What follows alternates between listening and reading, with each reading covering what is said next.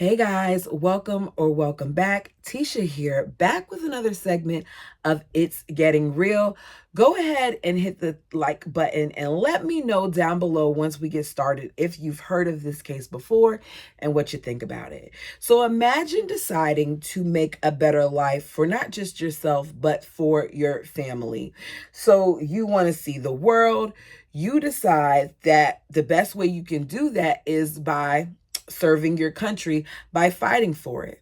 So you enlist in the U.S. Army on November 5th, 2003. You attend basic training at Fort Jackson, South Carolina, and then in October 2004, you arrive at Hunter Army Field where you're assigned to the 416th Transportation Company.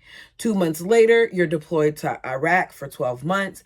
Then 2 years after that, you're deployed to Iran for 15 months. Then you're redeployed again in May 2012. Then you deployed to Afghanistan, serving as part of a convoy escort team to support Operation Enduring Freedom. You return in May of 2013. You've done several tours at this point, and you've managed to come back being unharmed physically, just to then return to the U.S. And several months later, you are unalived on November 30th, 2013 at the young age of 29. Unfortunately, that's what happened to John Eubank. John Eubank was born on December 15th, 1983 in Mount Village, Alaska, to Doris Eubank. He was one of four. His family were Yupik Alaskan natives. His indigenous heritage was extremely important to him. He was described by friends as family-oriented, taking care of others, loving, friendly, caring, and a goofball at times. He grew up in a small town of 1,000 people and was eager to not just leave, but to see the world. So a couple of weeks before his 20th birthday, he decides what better way to do that than to enlist in the United States Army. His fellow officers state that he was known to put smiles on their faces even while under the stresses of deployment. So he's deployed. He's given the nickname as the Alaskan Assassin. As I mentioned, he does a lot of deployments. He loves serving, and now, because he's, done a lot, he's gotten a little bit older, he wants to settle down and he wants to find love. He did not do a lot of dating before this. As I said, when he got into the military, he was about to turn 20 years old. So he went from one extreme to the next. So the whole dating world was new to him. If he did have a relationship, it wasn't anything too serious, or it just ended in a bad way. So this whole situation is new to him. He decides to get on a dating website where he meets a single mother of two, Lily Mae Wells. Lily Mae Wells was 34 at the time, making her 10 years older than him. She had two children by the name of Bonnie and Angel. He told his friend that Lily came from a hard life where she endured abuse and other struggles, but she was making something of herself, rescuing animals and doing things of that nature. He enjoyed her company via deployment in the various ways that they communicated, though. So they continue to exchange letters and emails while he's deployed. Then in winter 2008, they finally meet in person. She drives from Florida to see him at Fort Stewart in Georgia. The meeting goes well. He moves into housing, and shortly after, they get married. It went very quickly. I couldn't find a timeline on it, but everyone around them said this moved very fast. Like, they were dating for a couple of months and then they got married. They became an instant family because, as I said, she has two daughters. One of his daughters said that she gave him a really, really hard time in the beginning. She was totally against it because of how quickly they were moving and because she didn't know him and because at the time she was also a teenager. But she quickly realized that he was a good guy and that he just wanted to, be good for his family. So she loved him, and he loved them and he treated both girls like they were his own. And he did a really good job from him. It says a lot because this isn't coming from the friends that are saying this. This is coming from these grown daughters that are speaking so highly of this young man. John really had a lot going for himself. He was known in the Army as Specialist Eubank. His awards and decorations include the Army Commendation Medal, the Army Achievement Medal, Army Good Conduct Medal, National Defense Service Medal, Afghanistan Campaign Medal, Iraq Campaign Medal, Global War on Terrorism Service Medal, Non-Commissioned Officer Professional Development Ribbon, Overseas Service Ribbon, NATO Medal, Combat Action Badge, and there's a lot more, by the way. This were just some of the ones that I pulled from his obituary. So over the next 5 years, to most people, it seemed like everything is going well for him. And now here we are, November 2013, the Saturday after Thanksgiving at George Fort Stewart Army Base. Families are gathered to visit their loved ones. All seems to be going well until 5 p.m. when members of the United States Army visiting Hallbrook Pond with their families find a body in the woods. This body was beaten badly. The gentleman was unconscious and struggling to breathe, suffering from massive fractures at the time to his jaw and skull. He'd been beaten so badly and his skull so badly broken that he actually had brain matter coming out from his skull, said Jennifer Solari, one of the prosecutors on Snapped. During his autopsy, they would later find that he had multiple brain fractures, lacerations, a broken hyoid bone, and other injuries to the neck, but they found no defense wounds. So the attack was violent and probably not expected. Fellow officers called 911 to report that they found a body 10 feet into the wood line, unconscious but struggling to breathe. The call said that they were attempting life-saving measures. At the time, they were unsure of who this gentleman was because he did not have any type of an identification on him, but they figured that he probably was a soldier because he had on army boots. So he's taken to Wynn Army Community Hospital, where he is about an hour later pronounced dead. Based on his injuries, officers knew immediately that this had to be a homicide. So first responders notified the Army's Criminal Investigation Division, which is like their version of the FBI, they say. They work overtime to locate what soldier is missing. So they contact all the different units, telling them to look out to see if they're missing any soldiers. And if so, please report who so they can look into it. So the soldiers from John Eubank's unit realize that they're missing John. So they go to the hospital in an attempt to identify the body that is there. And his friend by the name of Darnell Young makes the identification.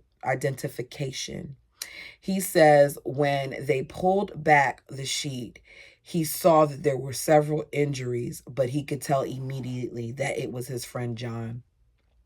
I would have hated to do that because here you are with this now being your last memory of your friend. It is hard enough to look at your friend who is no longer on this earth and see that they're no longer here. But imagine looking at your friend with brain matter being exposed and having their skull crushed and all those other things, or fractured and all those other things. And that is the last image that you see. So Army CID processes the scene. They find teeth and brain matter at the scene. They then decide that they need to canvass the area some more, and they find a witness that lets them know that they saw a whiter gray pickup truck creeping around that area, that she witnessed a white male with short hair. She described it as being to like right here, average build, wearing jeans and a long sleeve top, coming from the woods just before the body was found. So now investigators are trying to figure out who this is. So they call his spouse. They get her on the phone, and when she answers the phone, she lets them know that she was about to call them because her husband did not come from the night before. I don't understand how, if your husband is supposed to be home the night before and you don't hear from him, you don't decide that you need to call him or anything like that, that you decide to wait the entire day to contact him.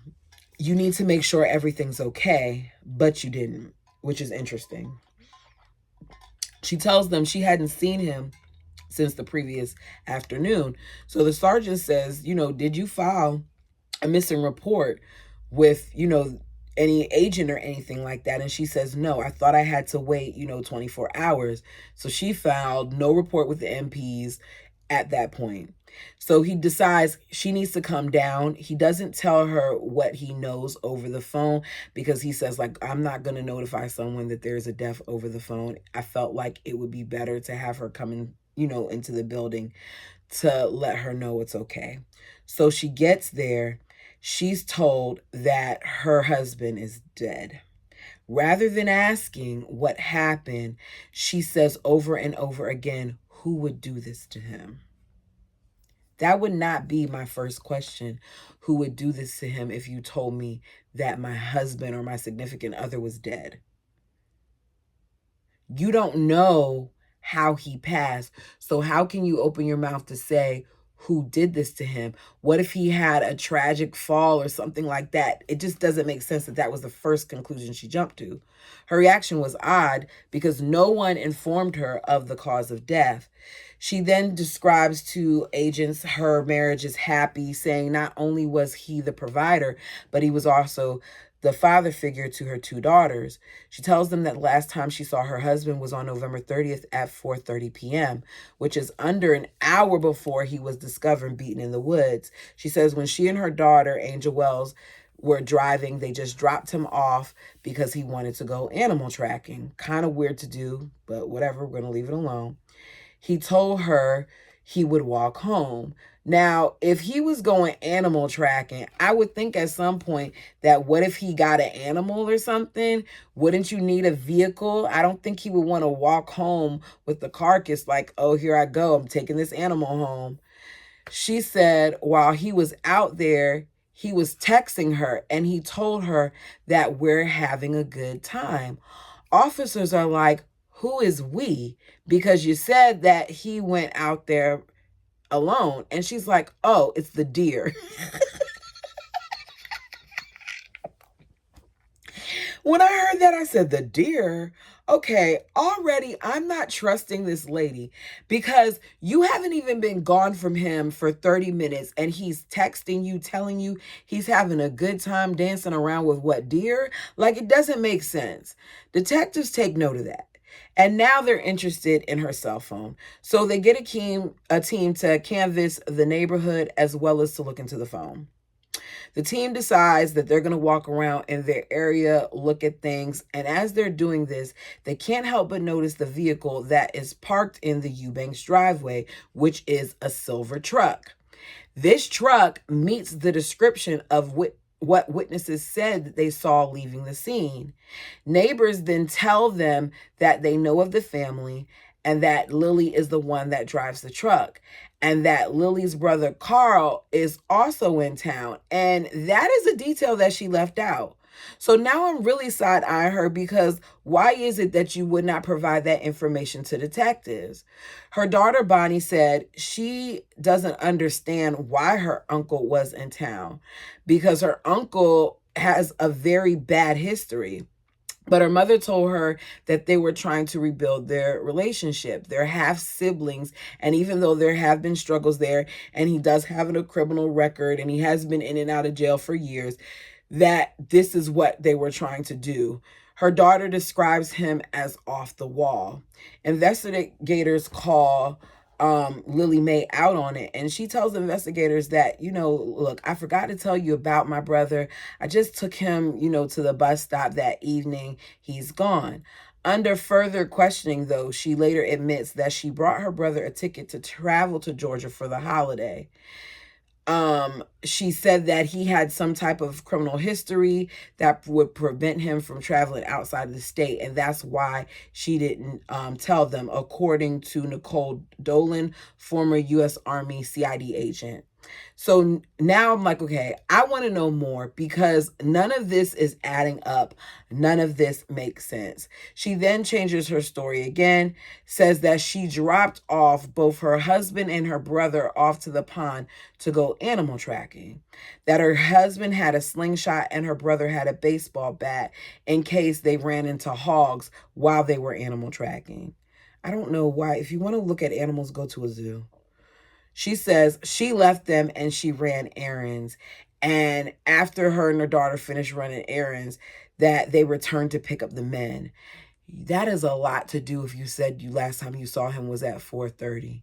You mean to tell me that you only went to go run errands for 30 minutes? What kind of errands are those? Sounds like an errand to me, because there's nothing that to me I can see that like that's close. I would have been like, what type of errands did you have to run that it only took you 30 minutes? Something's not adding up here.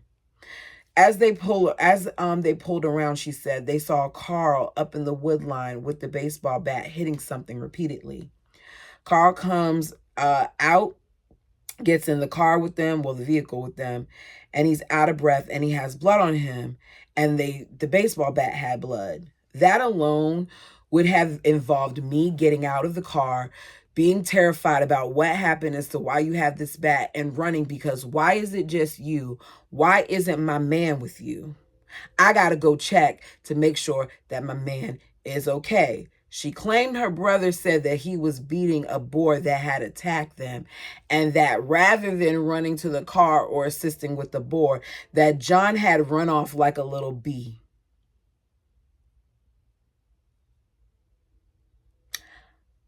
Y'all heard what I said earlier, right? When I listed off all those various places that this man had been deployed and all his various medals and things of that nature. And you want us to believe that this man who has served his country ran away from a boar? Isn't that a pig? Not to say they can't do damage, but he ran away. He didn't help you. He didn't use a slingshot. He didn't do any of that stuff. I'm confused. The agent tells her that, much like me, she don't think that story makes sense. The agent says, your husband had been beaten to death in the exact spot that you're telling me that your brother beat a boar. Did you not think that maybe something might have happened to your husband? Lily Mae then admitted that she did see Carl beating her husband. I need you to pick one. Which one is it? Lily says when she saw Carl coming from the woods with the bat in his hand with blood on him, she feared for her life and her daughter Angel's life that was also in the car. So detectives go ahead and they said, you know what? We're going to go ahead and we're going to interview Angel as well. She agrees with what her mother stated. She says, I saw Uncle Carl swinging the bat towards the ground. Then he stopped and came out of the woods. He got in the truck. He had blood spattered on his face, as you would if you took spaghetti sauce on a spoon and splattered it on the wall. I asked him what happened. He told her that he hit the boar in the head. One hit and it busted it open. She said, I didn't believe him though, and I asked if I could see the bat. So he shows her the bat, and what she sees in the bat is that there is hair in the splinters, in the cracks of the wood, along with the blood. She says she was terrified, that she had no idea that her uncle would do that. That in the past, her grandmother said that he was a ticking time bomb and that he had anger issues, but she didn't think it would turn to this. So detectives decide that they're going to look into his criminal history, and they see that he has a lot of charges. Amongst those is assault and DV. They track him down in Alabama, and on December 6th, they take him into custody without incident. They go to where he is staying, which at the time was a warehouse. They find John Eubanks' military bag in a crawl space. The bag contains jeans and cowboy boots in it. They're submitted to the crime lab, and in those genes, both his DNA and the DNA of John is discovered on the genes. Carl is then charged with first-degree murder and extradited to Georgia. So it's December 27, 2014, a few weeks after the death of John. There is a memorial service held. To some, it looks like the case is over, but to John's fellow officers, they felt like there was more to this, and they brought it to the attention of various agents. They knew that his wife had to be involved. They couldn't confirm it. They couldn't put their fingers on it, but something about her rubbed them wrong. They talk about how with the military, a lot of times there are certain things that just go unspoken and people don't always air their problems, but they knew that something was wrong because they saw changes in John, that before marrying Lily, he was extremely responsible with his money, that he was great with his money. And then after marrying her, he seemed to always need to be borrowing money, and that he was acting differently and he wasn't doing things that he used to do. So his friends felt like they didn't know what was going on. And then they realized that what happened was that Lily took over the finances. There were a lot of times that she would write checks, according to a friend, that were just bad. That alone would have resulted in her immediately losing control of my accounts, because you are not about to play with my money, honey. You are not about to throw it away and have me in a position where I can be out on my butt. John's friends also knew he was planning to divorce his wife because of things that were said during their last deployment. He was fed up. He was tired of how she was abusing money, and he wanted love. According to Bonnie Bailey, one of his friends, he was bound and determined to get a divorce when he came back home because he had had enough. John's friend said this on Snapped. John wanted love, but she wanted money. So he finally decided that he needed a divorce. And in April 2013, Lily confided in her daughters that John told her he wanted one. When investigators looked into the search history on her phone, it was found that she was actually planning his murder. Her search history included phrases like how to drown somebody in a bathtub and locations that you can do things and poisons that will not be identified on an autopsy. So dumb. And here you are leaving a trail. I don't understand why people just don't get this, that you can sit there and delete something if you want to. They pay forensic scientists, forensic computer techs, I can't think of the name right now, but they pay those people a lot of money to be able to retrieve info. So keep playing around if you want to. How about you save yourself some time and you just get a divorce, and you don't do stupid things like plan to commit the murder of someone who didn't deserve it. Shouldn't plan to commit the murder of anyone, but I'm just saying this was so like callous. So officers decided they're going to interview her again. It is here that she admits that she asked her brother to rough John up because she claims that John was abusing her. But she says her brother went too far while she was beating him up. Yet another lie.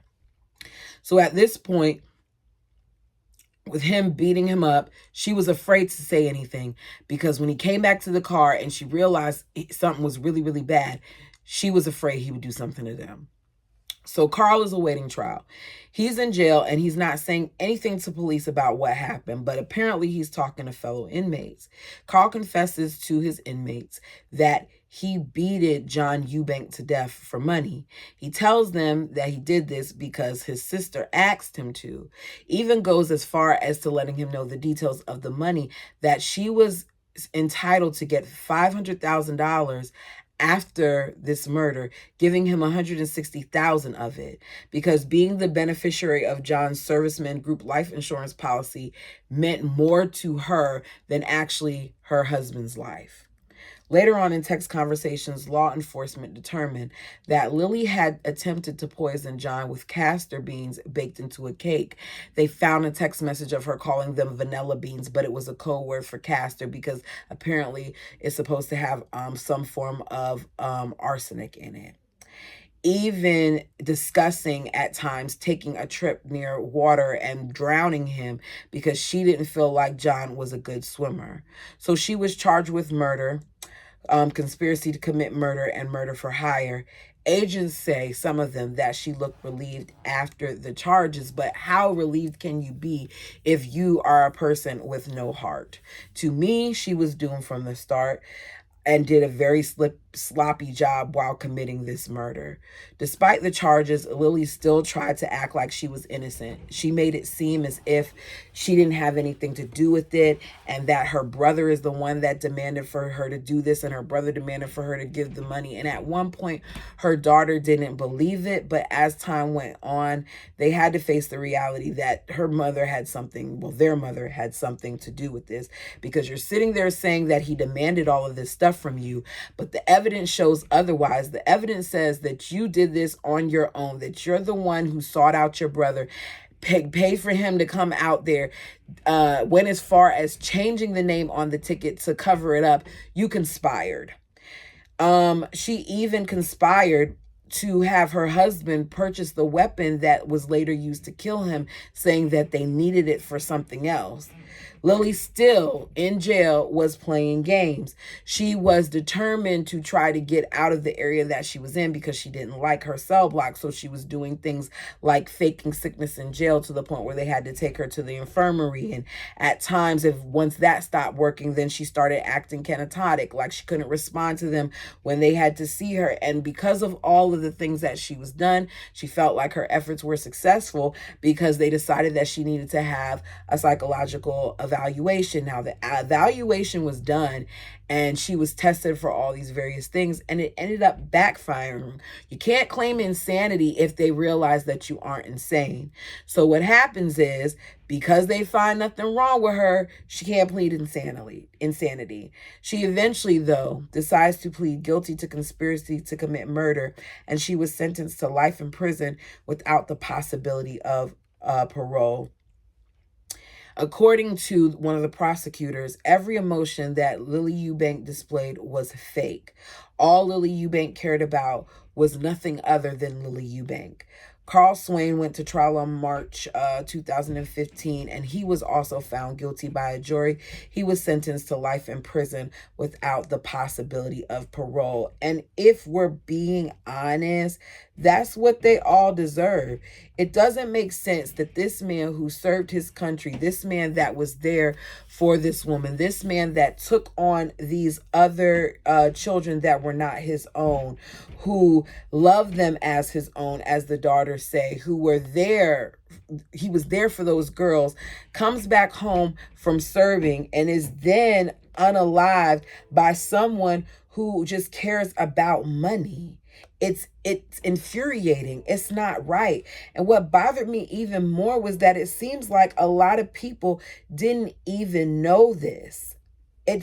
I just looked online. I'm like, wow, I don't even see a lot of this out there. And it could be where I was searching, because sometimes, when you do searches, you got to dig a little bit more or put in specific words.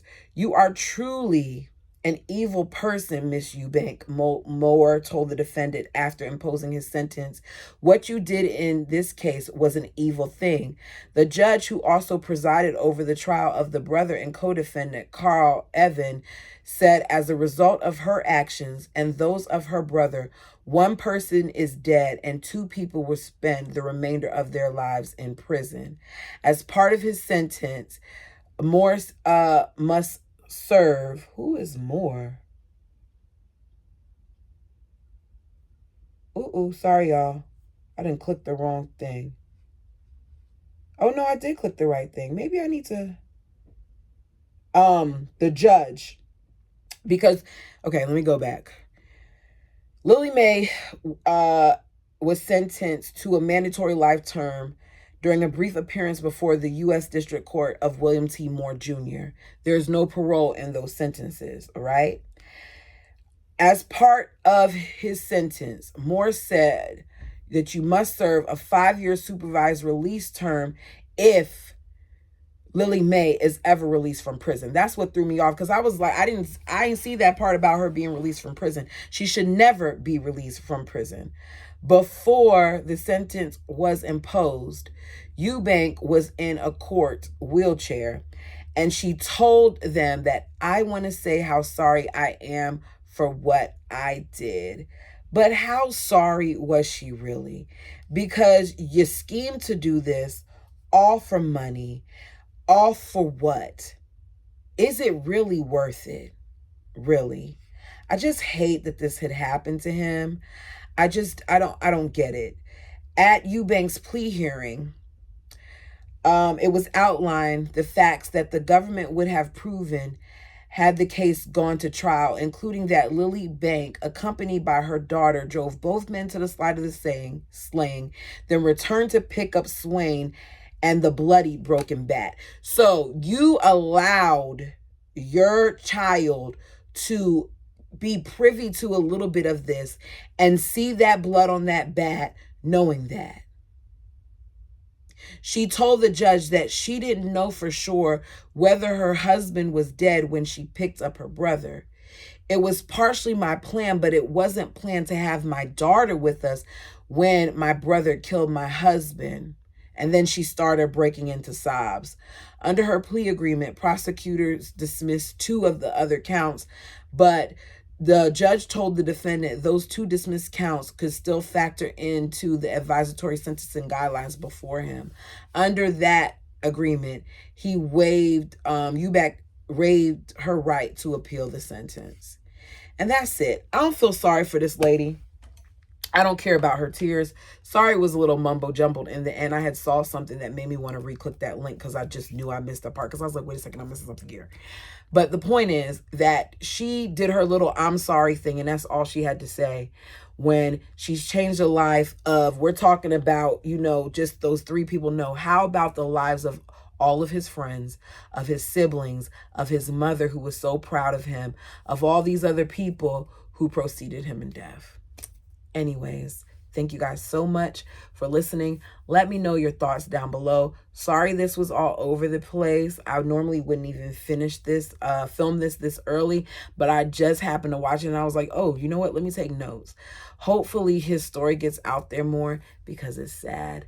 Until next time.